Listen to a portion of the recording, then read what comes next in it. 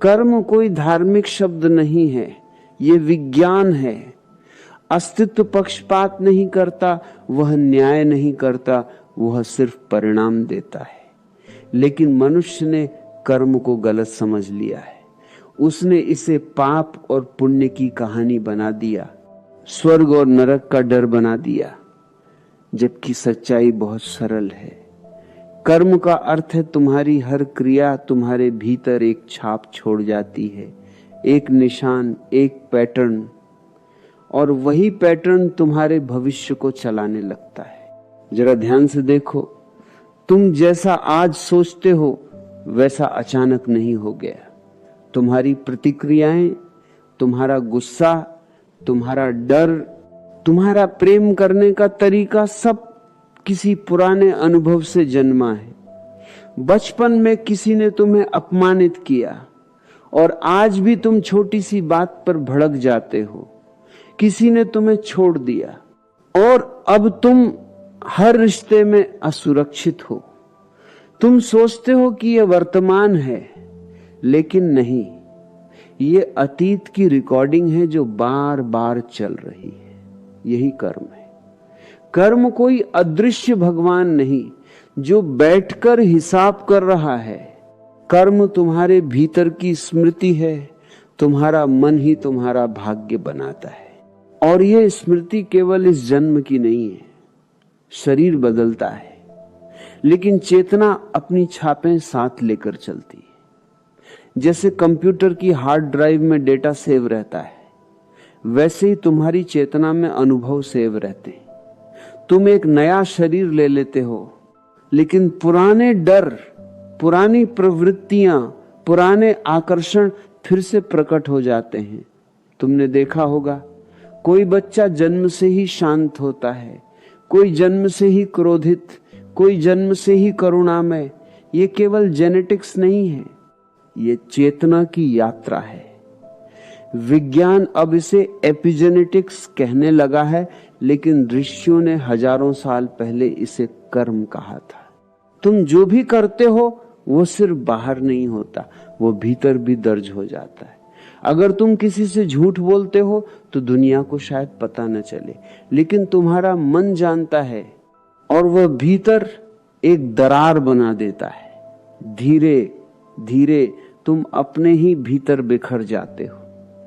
और जब तुम प्रेम से काम करते हो, करुणा से काम करते हो, तो भीतर एक एकता बनती है, एक हल्कापन आता है। यही स्वर्ग और नरक है।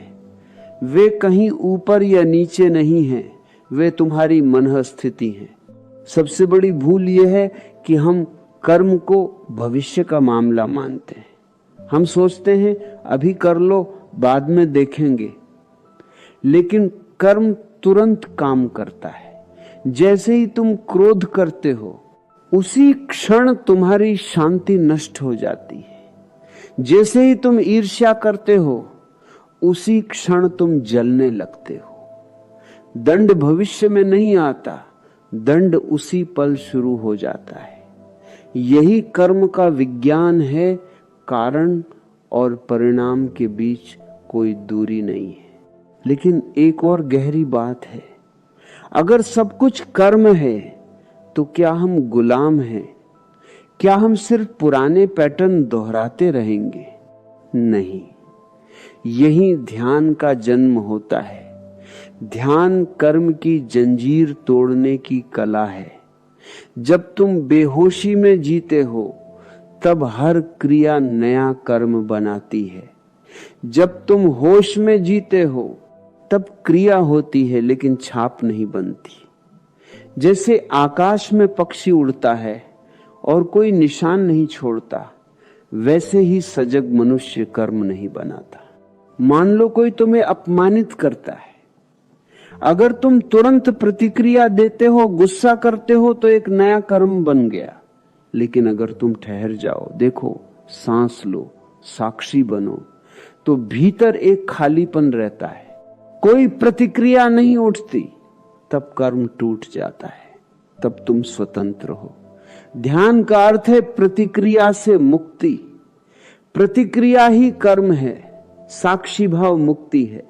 इसलिए मैं कहता हूं, जीवन को बदलने की कोशिश मत करो, पहले अपनी चेतना को बदलो।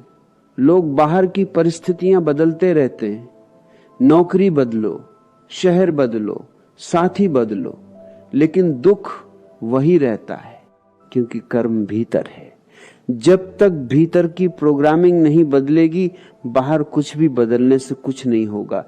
तुम जहां जाओगे अपना मन साथ ले जाओगे और वही पुराना नाटक फिर शुरू हो जाएगा। ध्यान धीरे धीरे तुम्हें दिखाता है कि तुम अपने विचार नहीं हो, तुम अपने भाव नहीं हो, तुम अपने कर्म भी नहीं हो, तुम साक्षी हो।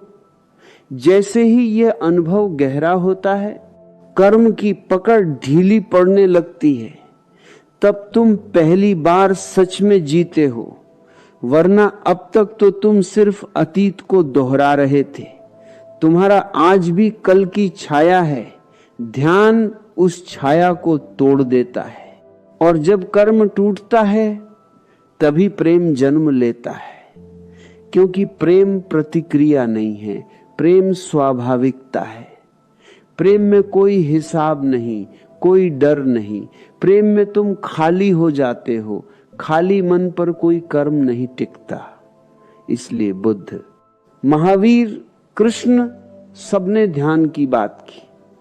वे तुम्हें धार्मिक नहीं बनाना चाहते थे, वे तुम्हें स्वतंत्र बनाना चाहते थे। याद रखना, कर्म से डरना नहीं है, उसे समझना है। समझ ही मुक्ति है।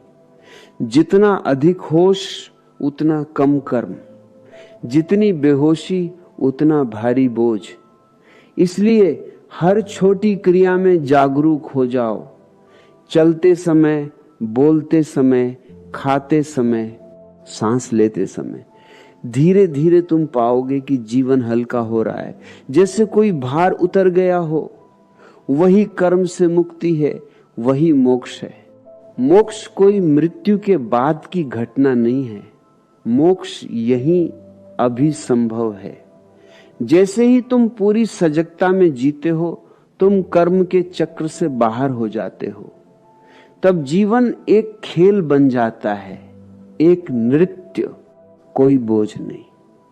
तब तुम पहली बार वास्तव में स्वतंत्र हो, और वही सच्चा धर्म है, वही सच्चा विज्ञान है, वही कर्म का असली रहस्य है।